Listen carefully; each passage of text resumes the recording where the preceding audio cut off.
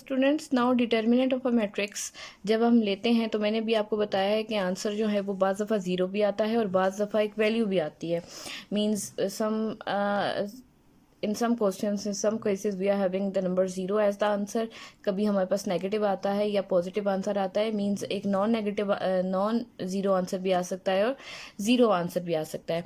अब हम आते हैं अपने डिटर्मिनेंट की कंडीशंस पे कि अगर हमारा डिटर्मिनेंट अगर किसी भी मैट्रिक्स का डिटर्मिनेंट, सपोज आपके पास एक मैट्रिक्स है ए, अगर आपने उसका डिटर्मिनेंट फाइंड आउट किया है और उसका आंसर आ गया है ज़ीरो, अगर ए डिटर्मिनेंट का आंसर ज़ीरो आ गया है, एक एग्जैक्ट ज़ीरो नंबर आ गया है, तो हम ये कहते हैं दिस इम्प्लाइज, ये नोटेशन है इम्प्लाइज की, कि दिस मीन्स दैट जो ए मैट्रिक्स था, the matrix A is a singular matrix. तो उस तरह के मैट्रिक्स को क्या कहते हैं? सिंगुलर मैट्रिक्स कहा जाता है। Got it? If A determinant is 0, then the matrix A, this A is called the matrix A and it is known as the singular matrix. Got it?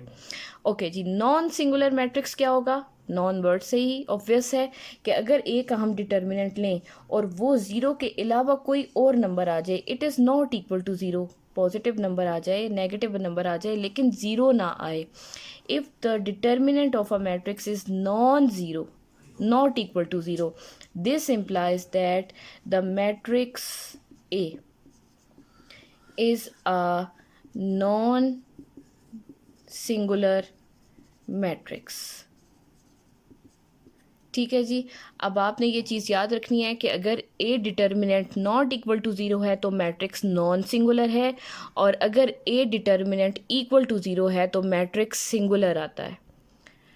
Singular matrix अगर आपने find out करना हो, अगर आपसे ये question पूछा जाए कि whether the given matrix is singular और अ नॉन सिंगुलर, तो आप किस तरीके से उस चीज़ को बताओगे कि सिंगुलर है या नहीं है?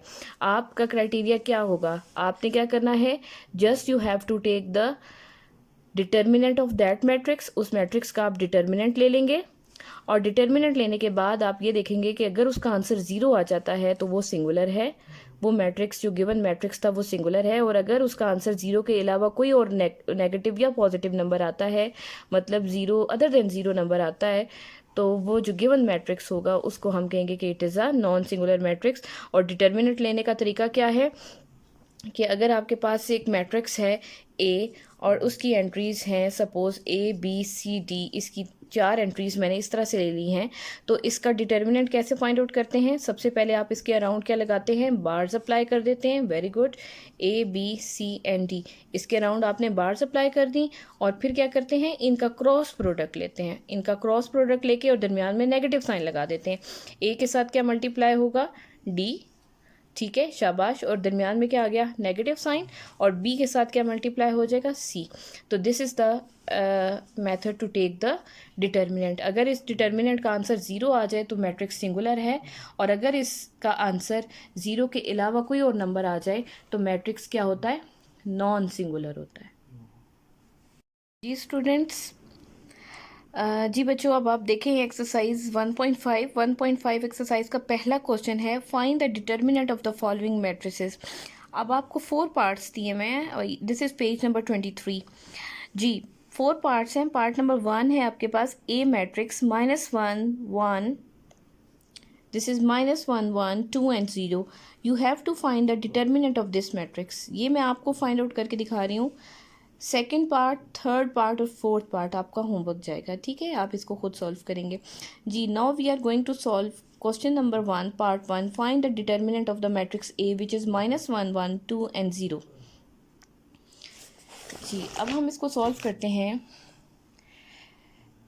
ए आपके पास मैट्रिक्स गिवन है -1 1 2 एंड 0। हमने इस मैट्रिक्स का फाइंड आउट करना है डिटर्मिनेंट। डिटर्मिनेंट फाइंड आउट करने का क्या तरीका है? सोल्यूशन स्टार्ट करते हैं। सबसे पहले आपने इस मैट्रिक्स का क्या करना है? इस मैट्रिक्स के अराउंड लगा देनी है बार्स। आप क्या अप्लाई करेंगे? डिटर्मिनेंट की नोटेशन अप्लाई कर देंगे। ये डिटर्मिनेंट का नोटेशन होती है कि हम बार्स लगा देते हैं, means we are ready to find the determinant of this matrix. जी डिटर्मिनेंट कैसे फाइंड आउट करते हैं, ए के around bars means a determinant as it is, equality as it is नीचे शिफ्ट हो जाएगी। जी डिटर्मिनेंट कैसे फाइंड आउट करेंगे, क्या आप इनका क्रॉस प्रोडक्ट लेंगे इसके एंट्रीज़ का और दरमियान में लगाएंगे negative sign, -1 multiply by 0 -2 multiply by 1, 2 multiply by 1। ये क्योंकि नेगेटिव साइन है तो मैं यहाँ पे लगा रही हूँ ब्रैकेट्स ताकि नेगेटिव साइन मुझे मिस्टेक ना करने दे, ठीक है। -1 इंटू 0 या 0 into some number is always equal to 0, -2 1 times 2, 0 में से 2 सब्ट्रैक्ट होते हैं तो आंसर क्या आता है -2। अच्छा जी, हमारा ए डिटर्मिनेंट का आंसर आ चुका है विच इज़ -2। तो इस तरह से आपने बाकी 3 पार्ट्स भी सॉल्व करने हैं। This is the complete procedure और the pattern to solve the determinant of any matrix of order 2 by 2। yes students, now see question number 2। question number 2 statement read करते हैं, find which of the following matrices are singular and which of them are non-singular। यहाँ पे you are having 4 parts, 4 matrices are given to you, you have to tell whether which of the following matrices are singular and which of them are non-singular। अब हमें कैसे पता चलेगा कि कौन से matrices singular हैं और कौन से matrices non-singular हैं।